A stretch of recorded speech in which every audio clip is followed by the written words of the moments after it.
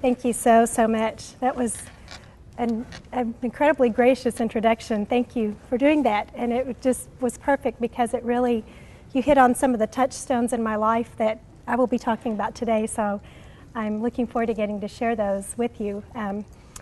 The downtown connection probably is the common thread in my life. My life here in Sherman, and I'm going to tell you a couple stories about how I got started here and then go on to share some more. But it's especially amazing that I get to stand on this stage today at Kid Key Auditorium, which also, I was reminded in the email, is actually called the Johnson Performing Arts Stage, which connects two areas of my life. When I worked on the Main Street project, we initiated the restoration of this auditorium, and then I came back to work for the city and officed back here. Jennifer Thompson was in the office with me as well. And now I work at Austin College, and this stage is named for Bob Johnson, who's the current chair of our Board of Trustees and who gave a significant gift to help with the restoration of this auditorium. So I just continue to be amazed at how everything seems to connect in my life here through Sherman. But I wanted to share a little bit with you about how I even came to Sherman. And thinking about my beginnings in Sherman was really fun for me because I haven't thought back in a long time to the first days that my husband and I were here. We moved here. We were both finishing up our studies at Baylor. Kevin was finishing his master's degree, and I actually had 9 hours remaining. It would have been my senior year, but I had taken a lot of hours and a lot of summer school, and I was way ahead, so I just had some basics that I could go back and take. Back in those days, it was by correspondence. It was how you finished your courses. So I moved here in September of 1979 with Kevin and completed, I hope you could hear some of what I said earlier, but this is better, completed my classes after I moved here. But when I think about the very first days that we spent in Sherman, and Kevin moved here to go to work for Texas Instruments. He had a master's degree in finance and economics, and so he was working for TI doing financial stuff. And we came here with a couple of days to look around for an apartment, and we drove into Sherman, and my knowledge of Sherman really was, as I was growing up, we would drive up Highway 75 toward Oklahoma to stay at Arrowhead Resort. And I remember Johnson & Johnson on the left and the beautiful hill you came down there and the crepe myrtles and the median and all that. And the apartments off on the right that are the British name, I can't think of the name of it. Anyway, they were full. And we kind of drove around town and couldn't find anything, but somebody at one of the apartment complexes said, there's new apartments being built out on Highway 1417. You ought to go check it out. So we went out to what was then known as the Haystack Apartments. They weren't even open yet. I believe they're now called Heritage Hill Apartments. It's the one just north of Highway 56, kind of next to the old Woodman Circle home. And we walked into the office, and the woman there said, well, actually, we're full and we have a waiting list, but I just had a cancellation, and since you're standing here, you can have an apartment. We thought, this is great. So we signed the lease and got ready to move in.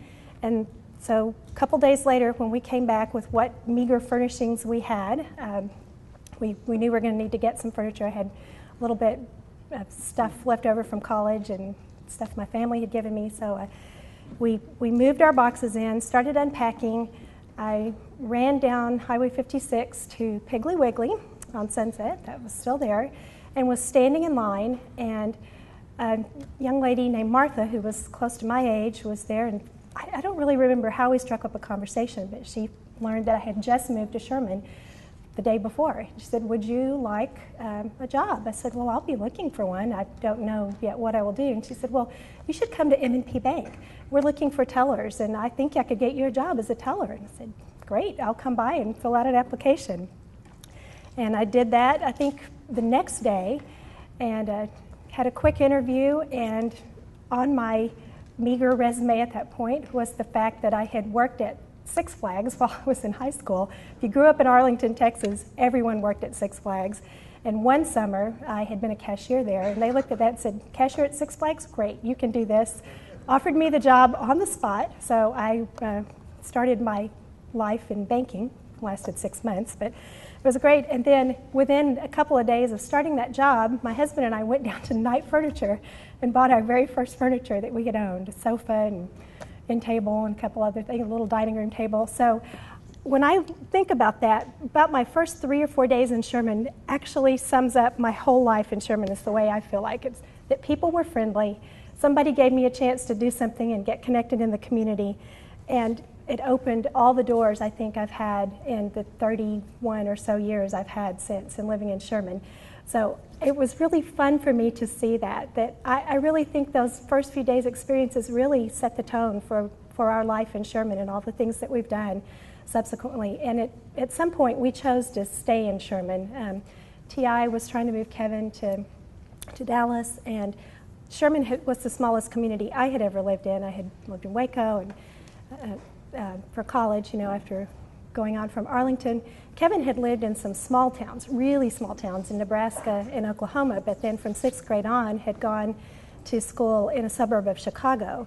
So we met at Baylor, and coming here, he kind of knew what small town life was like, and I don't know that I had a really good sense of it, but I learned that I loved it. I loved how you could be connected in a community this size, and I really didn't want to move back to the Metroplex. So Kevin, about 5 years into it, Kevin changed jobs and went to work for Texas Medical Center, and I had been doing a series of things, and I'll share a little bit about that. But I really think that for every institution or organization I ended up working in, I learned my first lessons in those first few weeks in Sherman. And my story, I think, will be a little different. I did get to go back and see a little of what Gail Utter had shared, and Brad Douglas as well. And my path has been probably more in the nonprofit and public sector rather than the private sector. But I think that many of the skills you need, the things that you do are very similar. Being entrepreneurial, being proactive, having an ideal that is a core value for you that you work toward. And in some ways, the public and the nonprofit sectors challenge you even more to be, I think, collaborative, because you have to build consensus and coalitions with people often who are basically volunteers. And that may be a little different from the private business sector, but I've been able to learn a lot with all the things that I've done. And I think that the energy I've put into those things has come back many times over with the friendships that I've built and the ways I've been connected and gotten to serve in this community. And believe me, if you live here long enough, you will have the opportunities to serve.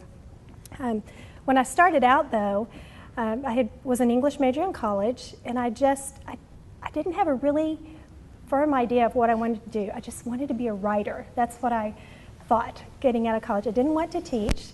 Both my dad was a college professor and my mother was an elementary music teacher and a professional musician. And I had just decided I didn't really want to teach in a setting where I was in the classroom all the time.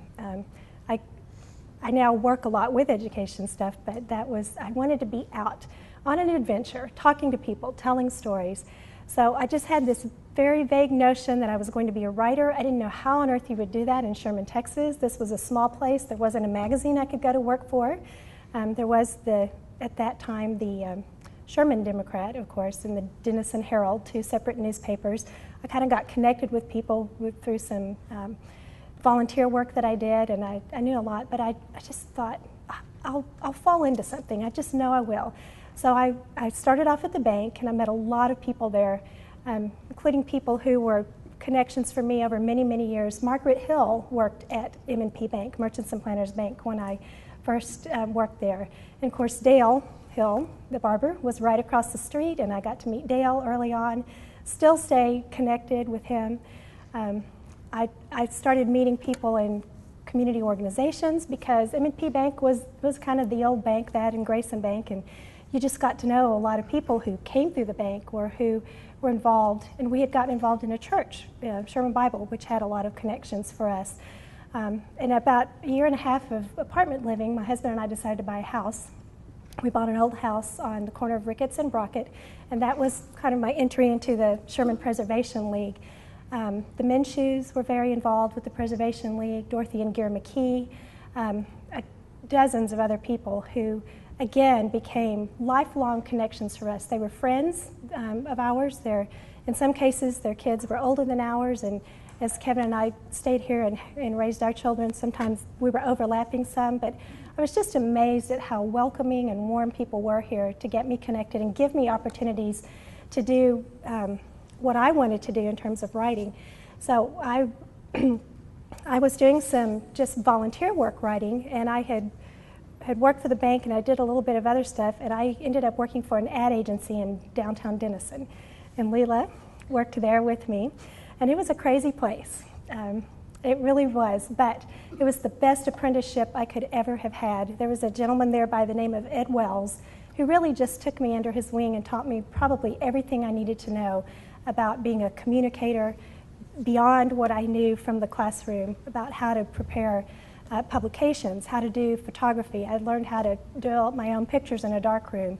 I learned how to, I had some limited skills in doing layout and graphic design, but I sat there every day with Ed showing me techniques on how to be a graphic designer, and I produced newsletters, and I got to travel and do that. So in a sense, I got to work into my storytelling in a way that I had never expected.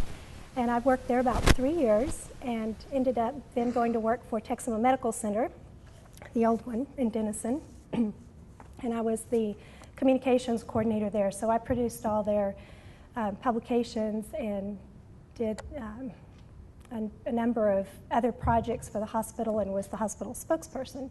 And actually I've worked there twice, so I've gotten to do those things. I got to repeat myself a few years later at Texoma Medical Center. But I just was, I was really excited about the opportunity to learn what I did, because I didn't think that there would be the opportunities here to do what I wanted to do. I thought I might have to drive to Dallas, and instead a door was open and people gave me the chance. And I think about some of the people I knew early on and going forward who I've stayed connected with and who gave me the opportunity, and I think that it was a lesson for me to remember to give people a chance to do things. When I was freelancing after I left the hospital, after my kids were born, after I left the hospital the first time, I should say, back in '84 when Nathan was born. A couple of Nathan's friends are here today, Jake and Josh, thanks for coming. I decided to spend about 10 years doing some freelance work, and I just did work for nonprofits around the area. I produced newsletters, I helped stage events. One of the first persons to give me a chance to do some freelance work actually was Jerdy Gary, and he owned Sooner Oil.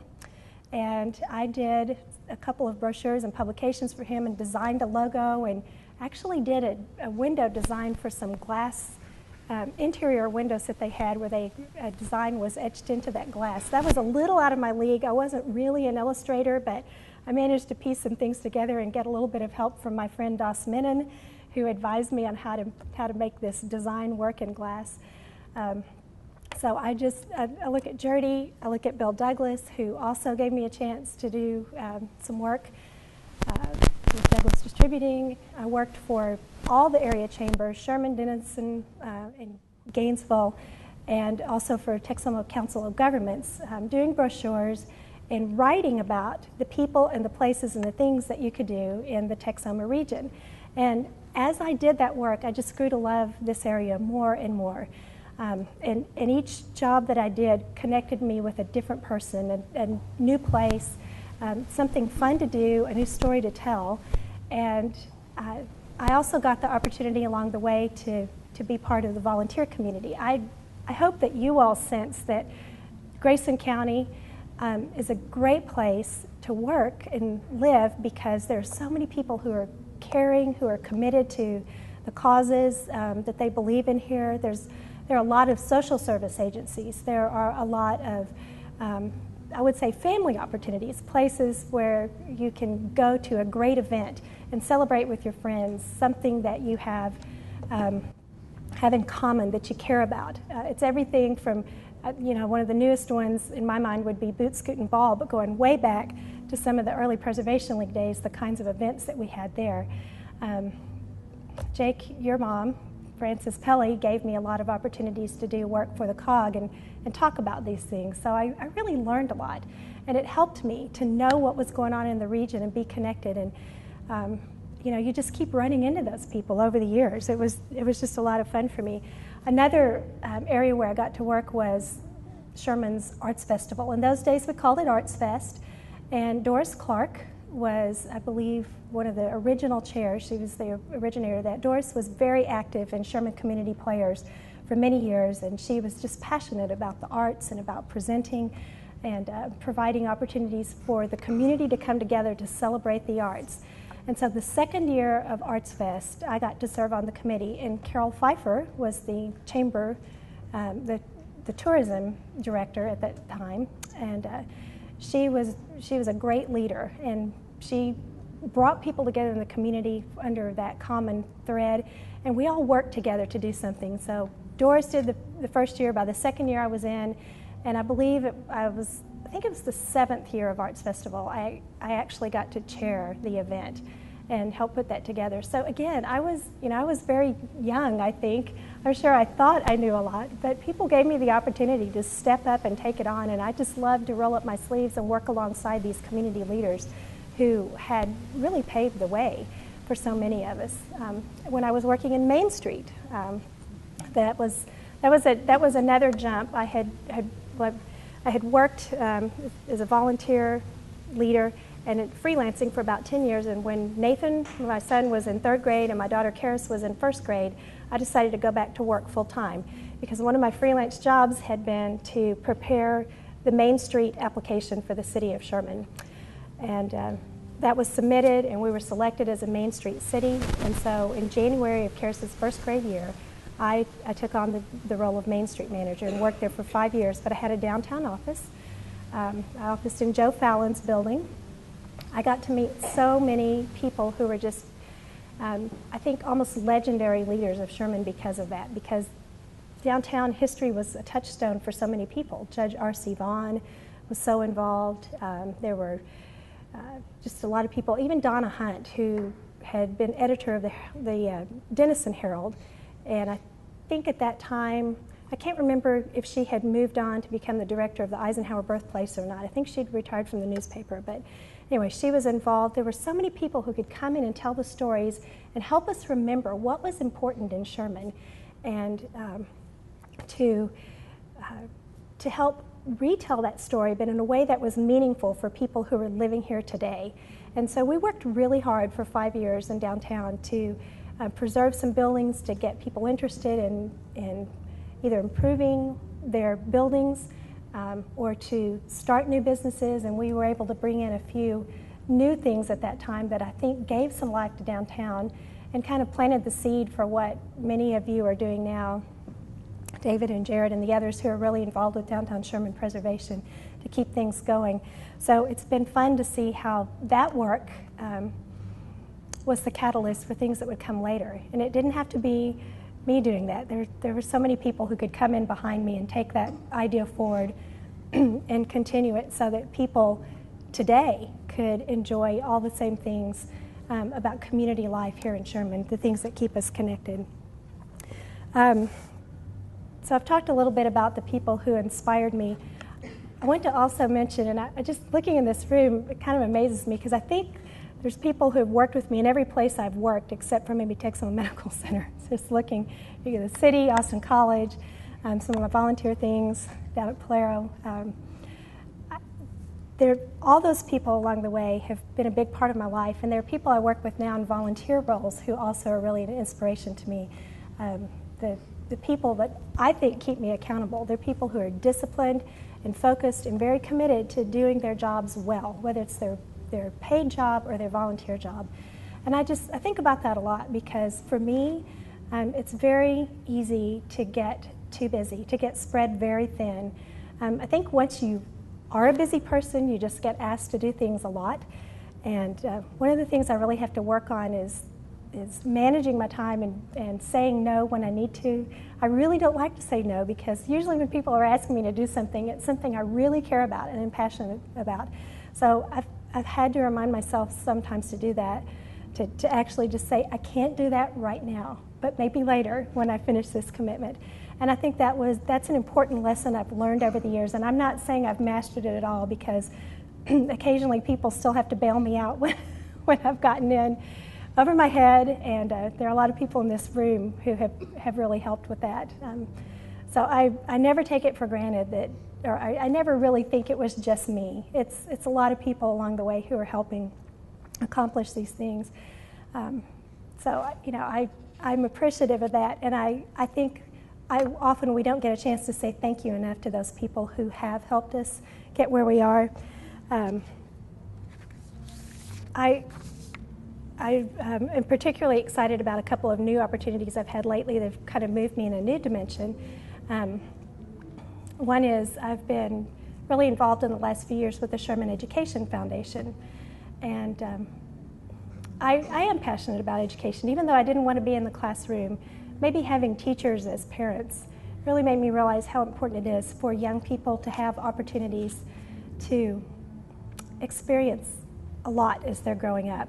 And my kids got a great education in Sherman, and it's been a few years now since they've been in the Sherman schools, but I think the connectedness comes back in when kids are in school in Sherman, in Denison as well, that they know their teachers, they see them out in the community, they know well their friends' parents. I mentioned, and y'all know I grew up in Arlington, and I was a third generation Arlingtonite, I guess you would say. So there were a lot of connections for me. I knew a lot of people, but it's not the same. It's just not the same there. My brother and my sister and their families moved back to Arlington, and my parents still live there. And if y'all have heard me talk before, you may have heard me say this, but here in Sherman, my kids could walk to the football game from our house because we lived close enough, or walk around and ride their bikes to the park, and we really didn't worry about them. And in Arlington, my sister and my brother they feel like they can't let their kids out of their sight. It's just so much bigger. There's not familiar places where kids can just go and know someone and feel like they're safe as much. I'm not saying there's not any of that, but I do think that Sherman really offered something that was very unique in that sense. And one of my daughter's stories that she likes to tell and told her college friends all the time was that when I was doing the Main Street program in Austin downtown, summers were a little bit of a challenge. We had a young lady who was kind of our babysitter and kept them, but sometimes in the afternoons I would bring my kids to the office, and they roamed downtown Sherman basically, and the big treat was they would walk from my office on Travis about 3 blocks up to the Sherman Public Library, and they'd plop down there and do summer reading during the summer. And while no one ever really gave me stories that they were not doing what they were supposed to do, I feel like they would have. Belinda or somebody would have told me if they weren't doing what they were supposed to. But I do know that they went down there and learned to be very independent, and that was a big treat. And this was, I would say, when they started doing that, they were in about probably second and fourth grade. And that's pretty little when I think about it, but I just didn't worry about it in Sherman. It was great. I just knew they could get there. They could, if anything happened, they knew people all along the way. They knew Dale Hill, they knew other people, and it was really kind of an Andy Griffith-like experience. So that's one of my really treasured memories, and one of the things that I feel like has, for me, made Sherman a really special place to live and motivated me more to be involved in community events and activities that keep our community safe, a great place to live, a great place to work. I wanted to share with you all some things. I know one of the questions shared, and I think, Brad, I don't remember if you addressed it, but what you felt like your greatest accomplishment was? I thought about that for a while. I mean, I've been pretty content here, but I think for me, my greatest accomplishment probably was going ahead and running for public office, because I had worked for the city of Sherman twice, and had been on the staff side of seeing how policy was formed and looking at projects and thinking about what I wanted my community to be like. But I think even though I love being in a room full of people and talking with people, I'm fairly quiet. I'm not the person who just comes in the room and takes over the room. So I thought about running for office for a long time before I did, and finally decided that if I was ever going to plunge in, I should. And so the year after I went to work at Austin College, I guess in 2004, gave me I had been working in the city. I left and went there, so I had to not be working for the city before I could run. But I thought, this is it. I'm going to jump in. And it really tested me personally. But I had some inspiration. This is kind of a throwback again to when we moved here. When Kevin and I first came to Sherman, we had a woman mayor, a woman school board president, and a woman chairman of the chamber board. And I thought that was quite remarkable. And I wouldn't say I was a huge women's libber, but I was certainly aware of women in leadership. And my mother had been fairly active in Arlington and had said it. She'd been a good role model for me in terms of taking leadership roles. But I would think back to that. I think that's really amazing that in this one community in 1979, there's so many women in leadership roles. Of course, that was a long time from 1979 to when I actually was elected in 2005, I guess it was. But I had that in the back of my mind all the time. And there were other women in leadership positions in this community. And in fact, if you study the history of Sherman, which I got to do on kind of an informal basis, being involved with the Preservation League and doing the Main Street program and all, there have been many, many women who have been strong leaders in Sherman, who have been pioneers in business and in social programs and various things. And I'm not sure that I set out to emulate anyone in particular, but I really felt that there was a strong precedent here. And the other thing that I saw as I worked in the community and the jobs that I had is that, in my opinion, this community was very fair to women in leadership roles. And Jake, I don't remember exactly what year your mom took on the leadership at TCOG, but she was there for 20 years, I think. And so I had a lot of people I could look to who were role models for me that were, in many cases, quiet women, but strong women. They knew how to get the work done. They knew how to build consensus. I do think that's one way in which women are different in leadership from men. Women, at least for me, I like everyone to be happy. I really don't like people to be upset with a decision made or whatever, but I have learned over time that you just can't make everybody happy. So you go with what you feel like is the right thing to do.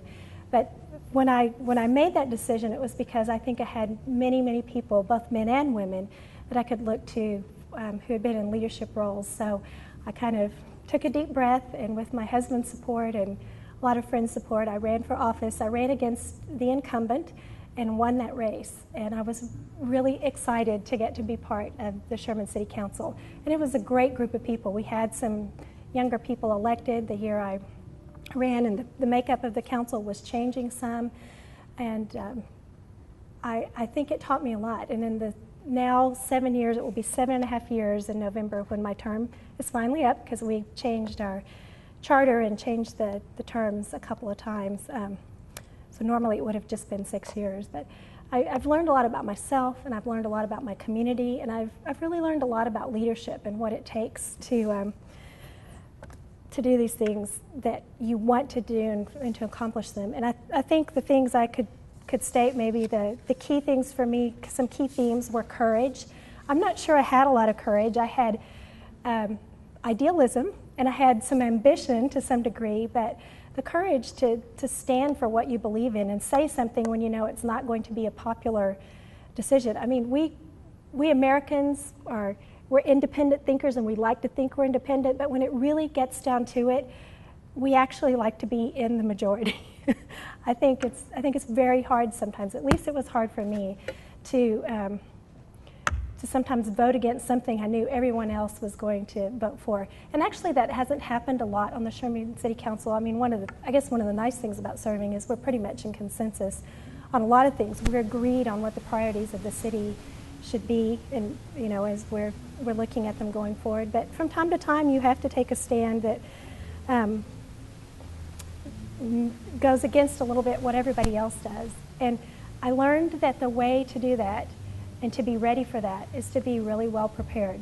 That I had done my homework, that I had researched the issue, that I knew both sides of the issue, and that I could defend my position when if it came to that time where felt like I needed to vote differently from how everyone else did. And sometimes you persuade people to go with you, and sometimes you don't. And that's okay. I learned that too. I don't know that I was particularly disappointed the first time, but but I did kind of second guess myself after a vote that where only a couple of us had voted one way and everybody else had gone with a position, and I didn't agree with it.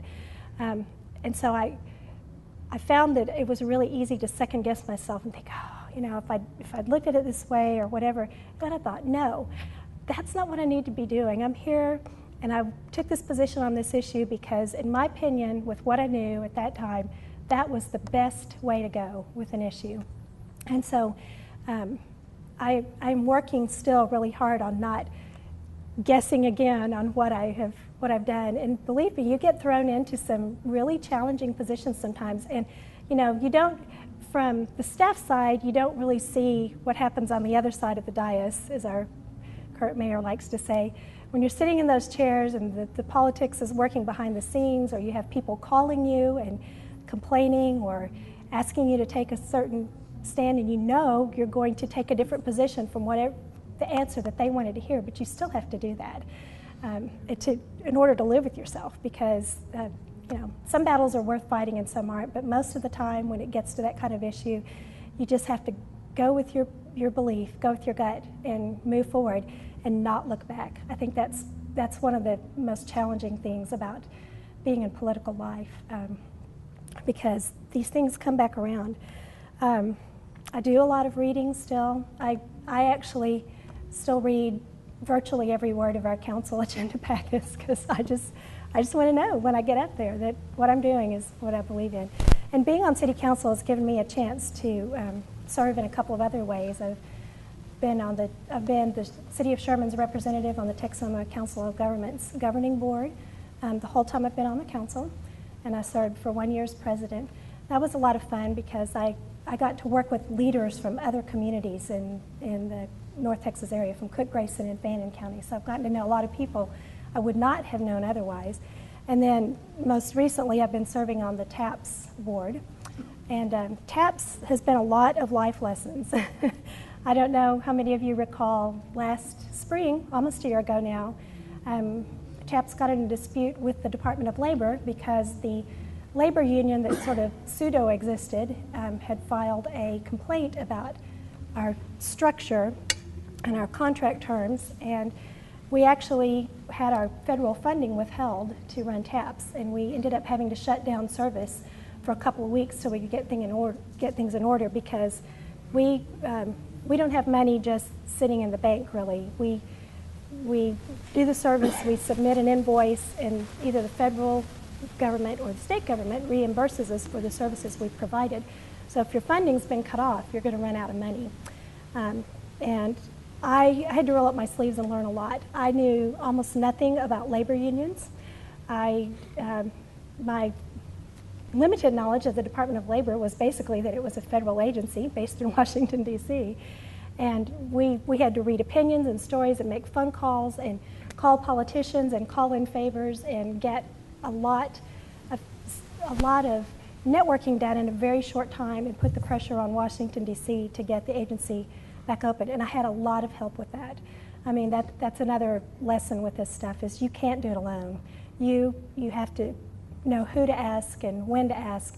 And most people are so willing to do that because they're believing, as you do, that in the case of TAPS, service is important. We've got to get the doors open again and people back on the buses, because people depend on TAPS for rides to jobs, for rides to the doctor, for school kids to get to daycare or after school programs. So that's probably the most challenging process I've ever been through since I've lived in Sherman. It was just draining because basically not everybody played by the same rules in that case. And it was very, very hard for me to be as vocal, I think, as I needed to be, but we took the tactic. We were going to go on the offensive.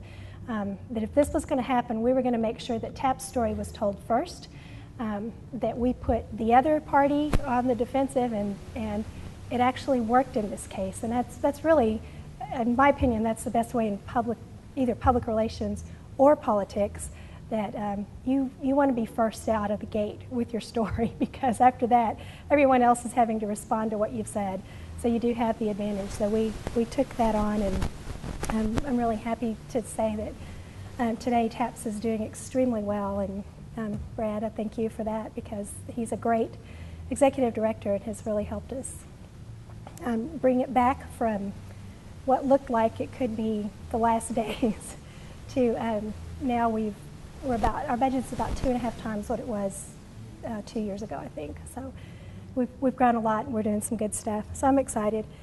So couple of lessons that came out of that, as I mentioned, is one is to stand up for yourself, know your issues, be able to tell everybody why you feel the way you do, and then move on from that. And then I think that there are two things that I've learned that I find helpful, that especially looking in this room full of people, this is especially relevant today. One is always be nice to everybody you're working with. You will meet them again. I can recall one time thinking back, we had an issue going on with the Sherman Arts Council, and I had someone who was very persistent and really very aggressive in bringing an issue to me, and I finally got annoyed, and I was really, in my opinion, I was rude. At least for me, I was rude. It wasn't the kind of person that I wanted to be, and I basically just said, just don't call me again, and I'm not dealing with this. And as it turns out, the person was partly right, but it was the tactics the person was using to get the message through to me that made it so difficult for me to deal with. And I felt like that, I had made a mistake, and it just reminded me that no matter how you feel about people you're working with, it pays to be nice, because things circle back around. You're going to have to work with that person again. So that was a great life lesson learned, and it connects, because just like today, I'm amazed standing in this room, seeing all the people that I have worked with, and many of you who are new, who may hear a story about me that I wouldn't even know was going to be told.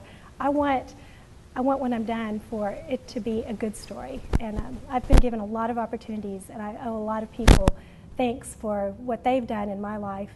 And I'm really proud of the fact that Sherman is my adopted hometown, and I got to work here and have all the opportunities that I did. And you certainly don't always get credit for the things you did, but people are very gracious in the end.